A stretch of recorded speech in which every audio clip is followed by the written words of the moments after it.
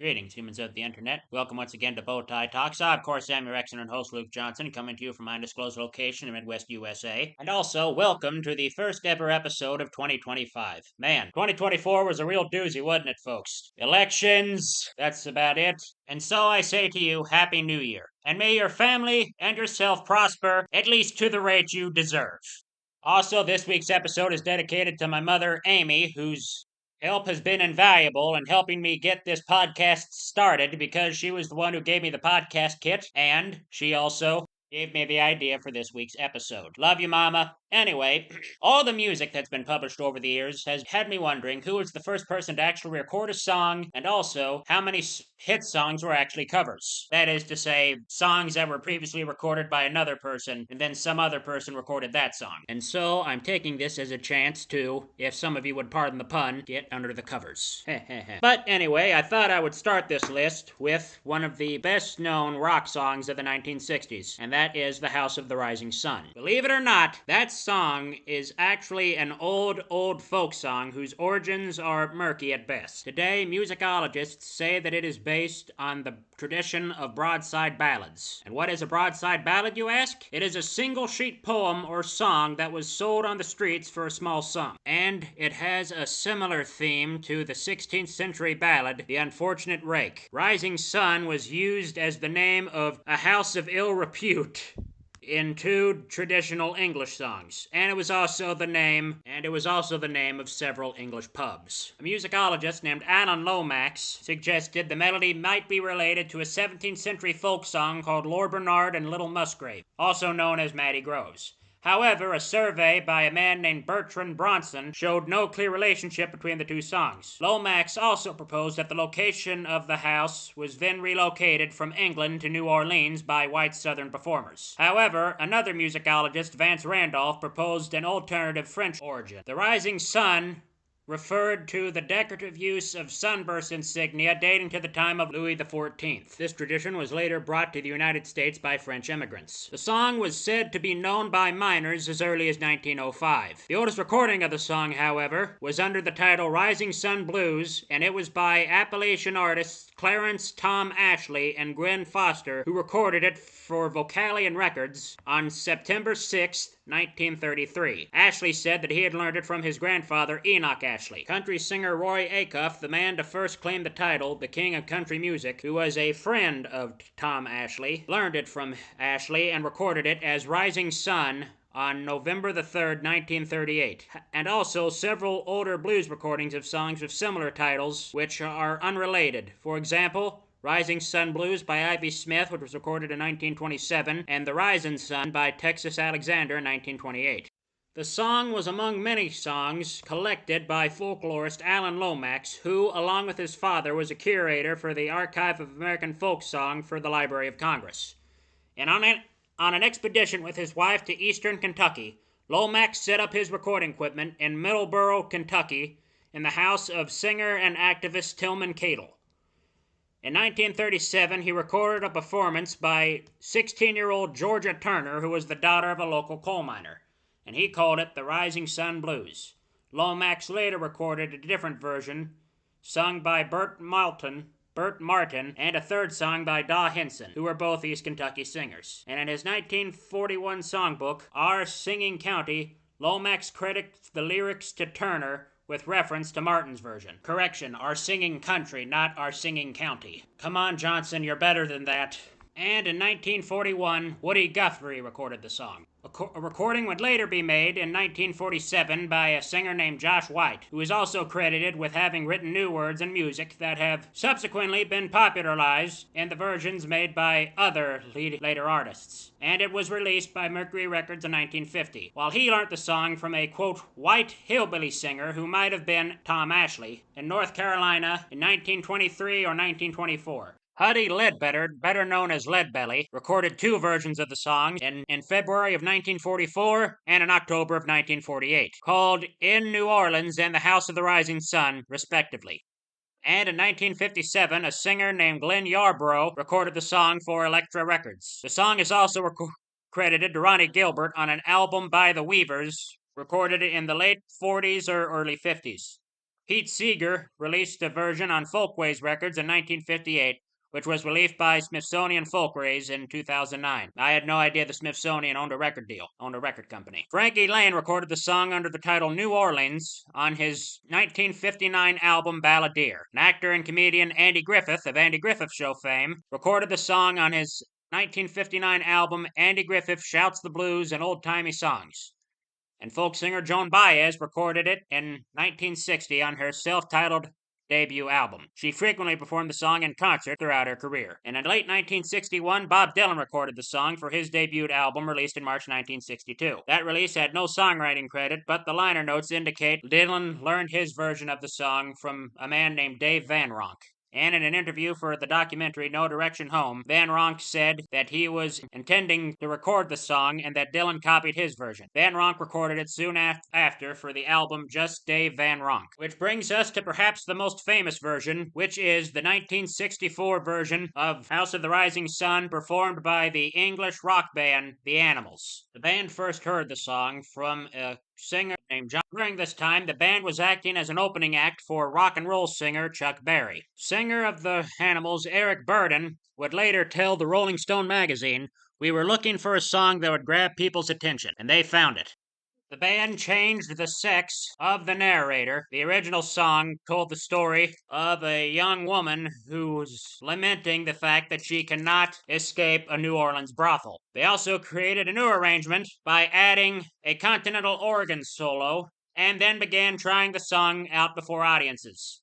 And fans warmed to the eerie waltz as they slowed it down a bit and put it into three-quarter time, despite some people's reservations. However, as we will soon learn, the Animals were not the only people to ever benefit from a previously recorded song. The second addition to this list is the 1991 song by one of my favorite singers, Reba McEntire, entitled Fancy. Believe it or not, the song goes back to 1969 when it was written and recorded by singer Bobby Joe Gentry of Ode to Billy Joe fame. And the track went on to make #1 on the Canadian RPM Country Tracks chart and peak at #8 on Billboard's Adult Contemporary chart. And when Reba recorded the song in 1991, the song became a certified country classic. However, her cover of Fancy only peaked #8 on Billboard's Hot Country charts. However, to this day it remains one of her most popular songs.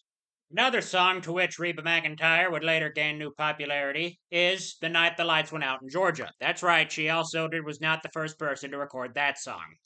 For that, we have to look back to the year 1972. It was then that a young songwriter named Bobby Russell wrote the lyrics and composed the music for the songs. However, he was reluctant to even make a demo for it because he did not like it. However, his wife, Vicki Lawrence of Mama's Family fame, believed the song could be a hit and recorded a demo.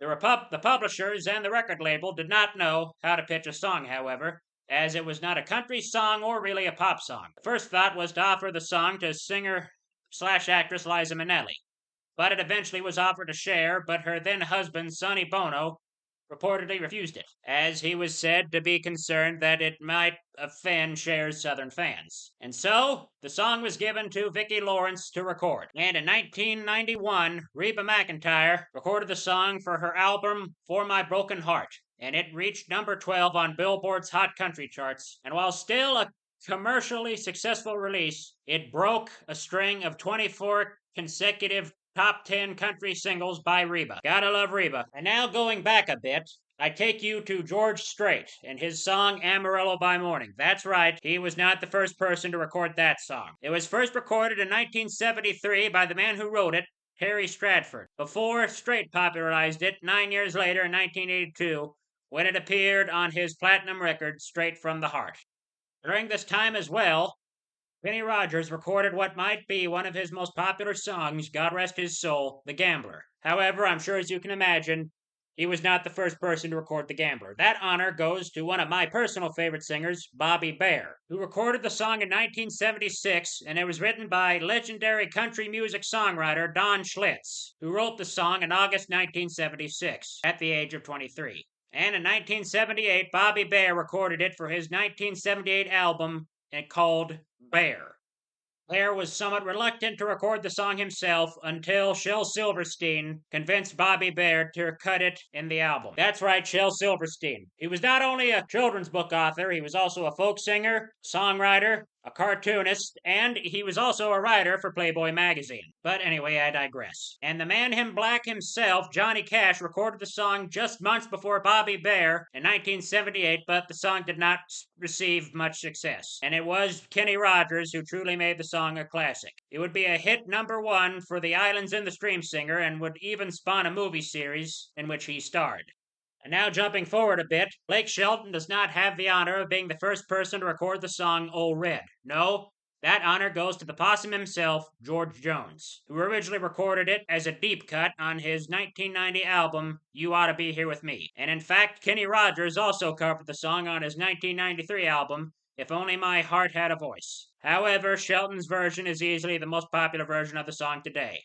In fact, his bar in Nashville bears the same name. While still going with contemporary country music, Darius Rucker was also not the first person to record Wagon Wheel. That honor goes to the group Old Crow Medicine Show, who used the refrain from an unreleased Bob Dylan song as the chorus. Now here's one that even surprised me. Willie Nelson was not the first person to record Always on My Mind. Even though heard as one of his best songs and perhaps one of the greatest country songs of all times, and despite it being so closely associated with the legendary singer-songwriter's career, he was not the first person to record it. The track was originally recorded by soul artist Gwen McCrae in 1972. However, her version never experienced much success, and it was later popularized by both Elvis Presley and country singer Brenda Lee.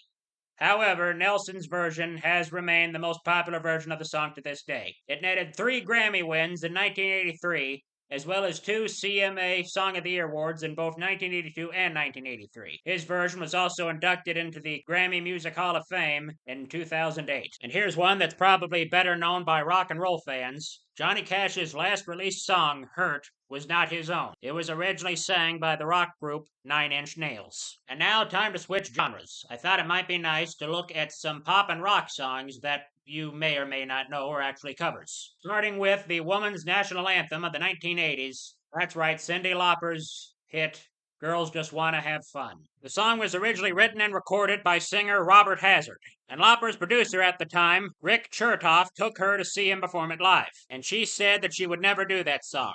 At the time, she didn't want to record a song about women that was written from a male perspective. She wanted to make it sound more fun if she was going to sing from a female point of view, and so she changed the perspective of it. While we're still on the subject of songs from the 80s, Joan Jett was not the first person to record I Love Rock and Roll. That honor goes to the British band, The Arrows. Joan Jett saw The Arrows perform the song on their weekly UK television series Arrows while she was touring in London in 1976. She first recorded the song in 1979 with 2 of the Sex Pistols, Steve Jones and Paul Cook. The first version was released on vinyl in 1979 as a B-side to her song You Don't Own Me. And in 1981, Joan Jett re-recorded the song, this time with her band, the Blackhearts. And the rest, as they say, is history. And this brings us to one of the most famous one-hit wonders of the 80s, Toni Basil. Her song, Hey Mickey, was not her own. The song was originally recorded as Kitty by the British pop group Racy, and it was included on their debut studio album Smash and Grab in 1979. And the original song did not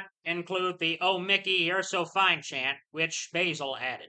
Well, folks, what have we learned today? We've learned that a song may not be as popular as when it is first recorded, as it will be when it's recorded by someone else. And I'm sure there are countless others. And if you know any, be sure to let me know. You can find me at bowtietalkspodcast@gmail.com, Bowtie Talks Podcast with Luke Johnson on Facebook, and Bowtie Talks Pod on Instagram.